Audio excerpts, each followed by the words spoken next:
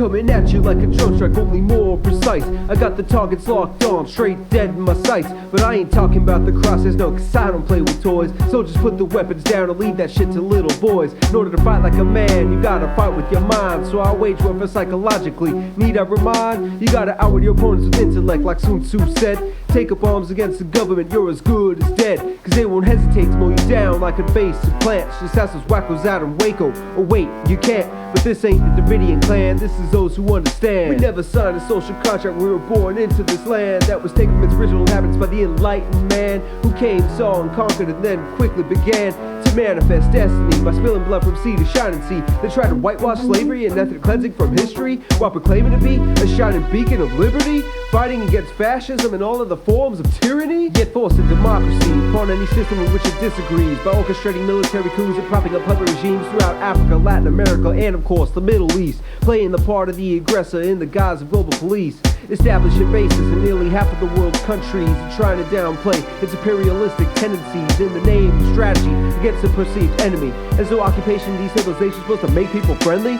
Circular reasoning to a cycle of perpetual war. Didn't Orwell warn us about that in 1984? They played both sides of a power struggle that never meant to win, and propagated false sense of superiority to justify dominion. Expect us to cheer for the team while sipping on our victory gin, but unlike Winston Smith, we must never give in. It's like David and Goliath when you go against Leviathan, but rest assured, an empire can and always will come from within. They split us apart with this left-right paradigm. The cracks are already showing us, it's only a matter of time till the truth comes to light in the darkness, and then we will find the insight that will illuminate, spark a revolution of the mind. Realize it's not red versus blue, it's them versus me and you. They got the guns, we got the numbers, all to gain and none to lose. And we'll have to pick up the pieces when this shit falls apart. So we've gotta stay strong, and we've gotta stay sharp. Like when Christ came with the sword, forged of mental acuity. But they can't kill an idea that lives in perpetuity. When you stand up to authority to overthrow the status quo, you might become a martyr to bring others into the know. But stand tall and stay vigilant, cause the day will arrive when people will embrace autonomy and take control of their lives. That's why I stay fucking the system like a Sibian. When I rail against the government, come hard like a penis, spitting similes like the genius. But I form like Voltron with no one.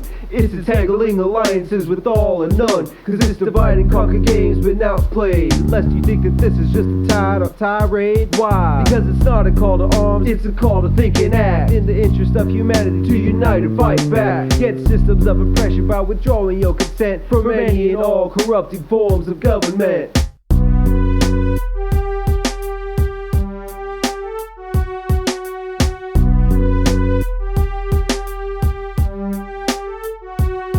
The entertainment industry is complicit by pushing reality that is scripted, mindless programming to keep the masses distracted with the latest gossip and fashion as they continue to cash in by filling us with trash. Yeah, they want you to keep up with Kardashian shit. Well, you can keep all of that shit, cause that's just meant to make us complacent. The media's role as the fourth branch of government helped put a man of color into office to placate those who clamor for progress. Turns out he's up to Sam's brother Thomas, hand up his ass like a ventriloquist, dazzling the public with his eloquence. Now they're claiming that he's one of the greatest of all time, but he's just as much of a goat as his predecessor was. Sheep for the slaughter, using them as fodder, keeping the killer fields fresh with blood and oil instead of water, running guns across the border, fast and furiously to drug lords, turning doctors without borders hospitals into burn wards, crashing weddings with the Nobel Peace Bomb, killing that boy Abdul Rahman, shipping out more drones than Amazon. Each package drop reads signed DC, but that ain't got shit to do with me. What happens to the district corruption stays with the powers that be. So Mr. President, you can keep your change, cause like Gandhi said, I would rather be the change.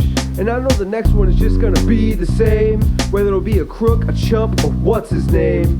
And I've got nothing personal against these politicians as people, but positions of power and privilege that make them legal. And this righteous indignation doesn't mean shit either if it entails violence against another, cause that'll make us no different from the others who have come before us. So instead of hitting you with another chorus, I'll just leave you with this groove while we sit back and plot the next move. Continue to multiply, track their division, cause the art of war requires timing and precision.